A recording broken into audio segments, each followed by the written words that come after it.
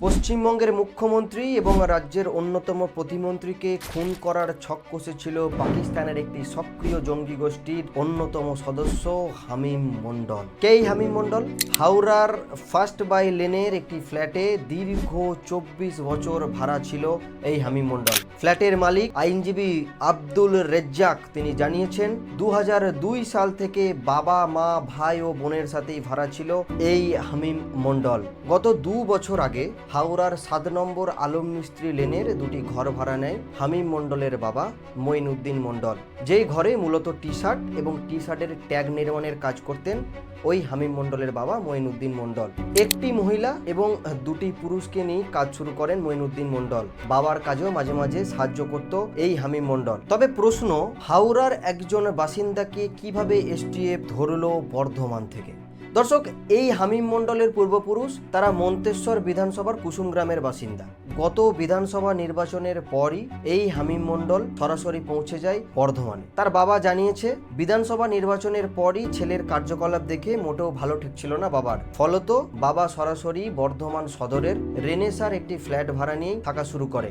গত 31শে জুলাই এসটিএফ মারফত বর্ধমানের একটি জিম থেকেই অ্যারেস্ট করা হয় এই হামিম মণ্ডলকে। এখনো পর্যন্ত এসটিএফ মারফত যে তথ্য সামনে এসেছে তা হলো পাকিস্তানের অন্যতম কুখ্যাত জঙ্গি গোষ্ঠী জৈশ-ই মোহাম্মদ গ্রুপের অন্যতম সদস্য ছিল এই হামিম মণ্ডল এবং পাকিস্তানের অন্যতম কুখ্যাত জঙ্গি শাহজাদ ভাট্টি এবং লস্করের সাজ্জাদ গুলের সাথেও সম্পর্ক ছিল এই হামিম মণ্ডলের। এসটিএফ এর জেরার পর হামিম যে কথাগুলি জানিয়েছে তা শুনলে আপনাদের সকলেই অবাক হয়ে যাবেন। পাকিস্তানের জঙ্গি গোষ্ঠী তারা টাস্ক দিত ভারতের বিভিন্ন প্রান্তের রাজনৈতিক নেতা এবং সমাজের উচ্চ পদস্থ ধনী ব্যক্তিদের খুন করার, এবং তাদের দেওয়া এই টাস্ক লিস্টেই নাম ছিল পশ্চিমবঙ্গের বর্তমান মুখ্যমন্ত্রী শুভেন্দু অধিকারী এবং রাজ্যের অন্যতম প্রতিমন্ত্রী এবং হাওড়ার বিধায়ক উমেশ রায়েরও নাম।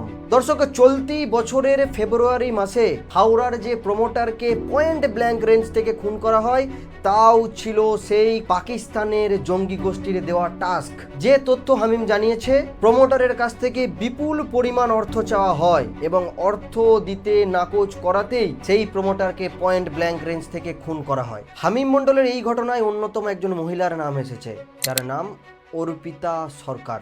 কে অর্পিতা সরকার? এই অর্পিতা সরকার দীর্ঘদিনের হামিমের প্রেমিকা।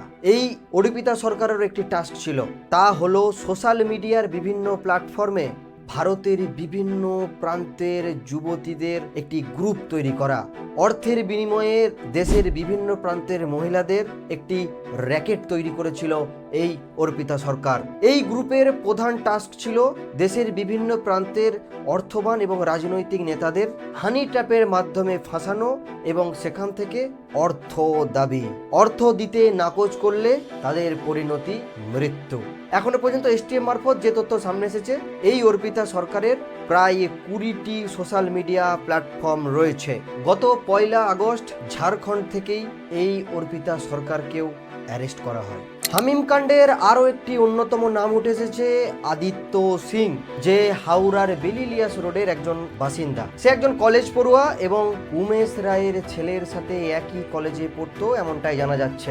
এই আদিত্য সিং এর টাস্ক ছিল উমেশ রায় এবং উমেশ রায়ের ছেলে গতিপথ কর্মকাণ্ডকে নিজের নখদর্পণে রাখা। চলতি মাসেই এমনই আদেশ ছিল উমেশ রায়ের ছেলেকে কিডন্যাপ করা এবং উমেশ রায়কে মোটা টাকার দাবি করা এবং তার পাশাপাশি উমেশ রায়কে হত্যা করারও। গত 2 আগস্ট এসটিএফ এই আদিত্য সিংকেও অ্যারেস্ট করেছে।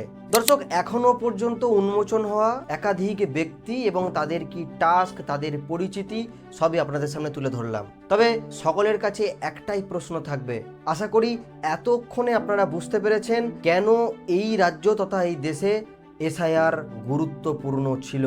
বুঝতে পারছেন কেন মালদা মুর্শিদাবাদ থেকে ভোটের পূর্বে হাজার হাজার আধার কার্ড এবং সরকারি নথি রাস্তায় ধুলো খেতে দেখা গেছিল। আপনারা বুঝতে পারছেন কেন ভারত এবং বাংলাদেশের মাঝখানে কাঁটাতারের বেড়াজালের দরকার ছিল। দর্শক, এই পাকিস্তানি জঙ্গি গোষ্ঠীদের বর্তমান কার্যকলাপ ভারতের ভেতরেই থাকা সাধারণ যুবকদের তাদের অর্থের বিনিময়ে একটি র্যাকেট তৈরি করে ভেতর থেকে ভারতকে পঙ্গু করে দেওয়া। আর ঠিক সেই কাজেই অর্থের লোভে নিয়োজিত হয়ে যাচ্ছে ভারতেরই বিভিন্ন প্রান্তের যুবক যুবতীরা। সজাগ থাকতে হবে আপনাদেরকে এবং আমাদেরকে। আগামীতে এই ঘটনার যা যা তথ্য উঠে আসবে তুলে ধরবো আপনাদের এই দ্য প্যামফ্লেট বাংলার পর্দায়। ততক্ষণের জন্য সঙ্গে থাকুন।